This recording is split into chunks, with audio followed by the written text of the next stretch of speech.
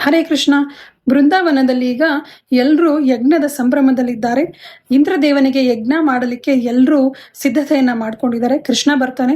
ಕೃಷ್ಣ ಕೇಳ್ತಾನೆ ನಂದಗೋಪನಿಗೆ ಮತ್ತೆ ಅಲ್ಲಿರುವ ಗೋಪಬಾಲರಿಗೆ, ಯಾತಕ್ಕೋಸ್ಕರ ನೀವು ಇಂದ್ರನಿಗೆ ಯಜ್ಞ ಮಾಡ್ತಿದ್ದೀರಾ, ಏನು ಕಾರಣ, ಅದರ ಉದ್ದೇಶವೇನು, ಅದರ ಉದ್ದೇಶ ತಿಳ್ಕೊಂಡು ನೀವು ಮಾಡ್ತಿದ್ದೀರಾ ಅಂತ ಕೇಳ್ತಾನೆ. ಅದಕ್ಕೆ ನಂದಗೋಪ ಮತ್ತೆ ಗೋಪಬಾಲರು ಹೇಳ್ತಾರೆ, ನಾವು ಬದುಕಲಿಕ್ಕೆ, ನಾವು ಜೀವನ ಮಾಡೋದಕ್ಕೆ ಹಸುಗಳು ಕಾರಣ. ಹಸುಗಳು ಕೊಡುವಂಥ ಉತ್ಪನ್ನಗಳನ್ನು ಮಾರಾಟ ಮಾಡಿ ನಾವು ಬದುಕ್ತಿದ್ದೀವಿ. ಹಸುಗಳು ಜೀವನ ಮಾಡೋದಕ್ಕೆ ನೀರು ಮತ್ತು ಆಹಾರ, ಹುಲ್ಲು, ಮೇವು ಅವುಗಳಿಗೆ ಅವಶ್ಯಕತೆ ಇದೆ. ಇದನ್ನ ಇಂದ್ರದೇವ ಮಳೆ ಸುರಿಸೋದ್ರಿಂದ ಅವಕ್ಕೆ ನೀರು ಮತ್ತೆ ಹುಲ್ಲು ಸಿಗ್ತಿದೆ. ಆದ ಕಾರಣ ನಾವು ಇಂದ್ರದೇವನಿಗೆ ಪೂಜೆ ಮತ್ತು ಯಜ್ಞವನ್ನ ಮಾಡ್ತಿದ್ದೀವಿ ಅಂತ ಗೋಪಬಾಲರು ಮತ್ತೆ ನಂದಗೋಪ ಹೇಳ್ತಾರೆ.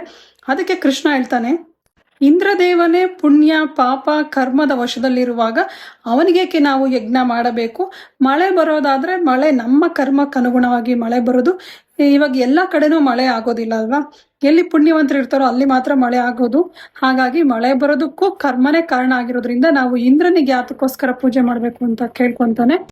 ನಾವು ಬದುಕ್ತಿರೋದು ಹಸುಗಳಿಂದ, ಗೋವುಗಳಿಂದ, ಮತ್ತೆ ಗೋವುಗಳಿಂದ ಸಿಗುವಂತಹ ಉತ್ಪನ್ನಗಳನ್ನ ಮಾರಾಟ ಮಾಡಿ ನಾವು ಬದುಕ್ತಿರೋದ್ರಿಂದ ನಾವು ಮುಖ್ಯವಾಗಿ ಹಸುಗಳಿಗೆ ಗೋಪೂಜೆಯನ್ನ ಮಾಡಬೇಕು.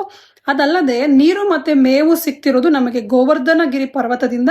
ಹಾಗಾಗಿ ನಾವು ಗೋವರ್ಧನ ಪರ್ವತದ ಪೂಜೆ ಮಾಡಬೇಕು ಅಂತ ಕೃಷ್ಣ ಇವ್ರು ಮನವೊಲಿಸ್ತಾನೆ. ಅದಕ್ಕೆ ಅವರು ಒಪ್ಕೊಂತಾರೆ. ಎಲ್ಲರೂ ಸೇರಿ ಗೋವುಗಳ ಪೂಜೆ ಮತ್ತೆ ಅಲ್ಲಿರುವಂತಹ ಗೋವರ್ಧನಗಿರಿ ಪೂಜೆಯನ್ನ ತುಂಬಾ ಅದ್ಭುತವಾಗಿ ಮಾಡ್ತಾರೆ. ಅತ್ಯಂತ ಯಶಸ್ವಿಯಾಗಿ ಗೋವರ್ಧನಗಿರಿ ಪೂಜೆ ಮತ್ತೆ ಗೋವುಗಳ ಪೂಜೆ ಆಗುತ್ತೆ. ಸಾಕ್ಷಾತ್ ಕೃಷ್ಣನೇ ಅಲ್ಲಿ ಪರ್ವತರಾಜನ ರೂಪದಲ್ಲಿ ಬಂದು ಪೂಜೆಯನ್ನು ಸ್ವೀಕರಿಸ್ತಾನೆ. ಇದರಿಂದ ಎಲ್ಲರೂ ಖುಷಿ ಆಗ್ತಾರೆ. ಸಾಕ್ಷಾತ್ ಪರ್ವತರಾಜನೇ ಬಂದು ಪೂಜೆಯನ್ನು ಸ್ವೀಕರಿಸ್ತ ಅಂತ ಹೇಳ್ಬಿಟ್ಟು ಎಲ್ಲ ಸಂತೃಪ್ತಿ ಆಗ್ತಾರೆ. ಇದರಿಂದ ಕೋಪಗೊಂಡಂತಹ ಇಂದ್ರದೇವ ಏನ್ ಮಾಡ್ತಾನೆ, ಇವ್ರಿಗೆ ಬುದ್ಧಿ ಕಲಿಸ್ಲೇಬೇಕು, ನನ್ನನ್ನು ಬಿಟ್ಟು ಇವರು ಯಜ್ಞ ಮಾಡ್ತಿದ್ದಾರೆ, ನನಗೆ ಯಜ್ಞ ಮಾಡ್ತಿಲ್ಲ ಅಂತ ಕೋಪಗೊಳ್ತಾನೆ. ಧಾರಾಕಾರವಾಗಿ ಮಳೆ ಬರ್ಸ್ಲಿಕ್ಕೆ ಶುರು ಮಾಡ್ತಾನೆ. ಮಿಂಚು, ಗುಡುಗು, ಮಳೆ. ಈ ಹಿಂದೆ ಇವರು ಯಾವತ್ತೂ ನೋಡಿರಲ್ಲ ಅಷ್ಟು ಆರ್ಭಟವಾಗಿ ಮಳೆ ಬರ್ಲಿಕ್ಕೆ ಶುರುವಾಗತ್ತೆ. ಅಲ್ಲಿರುವಂತಹ ಕರುಗಳೆಲ್ಲ ಮಳೆಯಲ್ಲಿ ಕೊಚ್ಚಿ ಹೋಗ್ತಿದ್ದಾರೆ. ತಾಯಂದಿರು ಮಕ್ಕಳನ್ನ ಹಿಡ್ಕೊಂಡು ಹೆದರುತ್ತಿದ್ದಾರೆ. ಹಸುಗಳು, ಕರುಗಳು, ಅಲ್ಲಿರುವ ತಾಯಂದಿರು, ಗೋಪಬಾಲರು ಎಲ್ಲರೂ ಕೃಷ್ಣನ ಹತ್ರ ಓಡಿ ಬರ್ತಾರೆ. ಕೃಷ್ಣ, ನೀನೇ ಕಾಪಾಡಬೇಕು, ಈ ಮಳೆಯಿಂದ ನಮ್ಮನ್ನ ರಕ್ಷಿಸು ಅಂತ ಕೃಷ್ಣನ ಬೇಡ್ಕೊಂತಾರೆ. ವಾಸ್ತವವಾಗಿ ಇಂದ್ರದೇವನು ಸಹ ಕೃಷ್ಣ ಭಕ್ತನೇ. ಆದರೆ ಇಂದ್ರದೇವನಿಗೆ ಅಹಂಕಾರ ಮದವೇರಿದ್ದಂತಹ ಕಾರಣಕ್ಕೋಸ್ಕರ ಕೃಷ್ಣ ಅವನಿಗೆ ಯಾಗ ಮಾಡಬಾರ್ದು ಅಂತ ತಪ್ಪಿಸ್ತಾನೆ.